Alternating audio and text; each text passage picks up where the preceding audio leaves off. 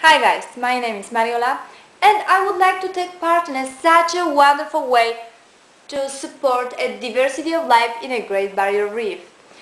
Is there anybody who don't want to see the largest structure created by coral colonies? Or going bananas with dolphins, turtles? Or just feel the symbios with walrus or jellyfish?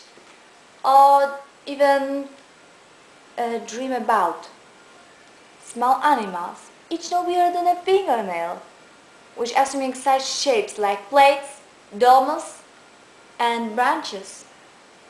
Isn't it a masterpiece?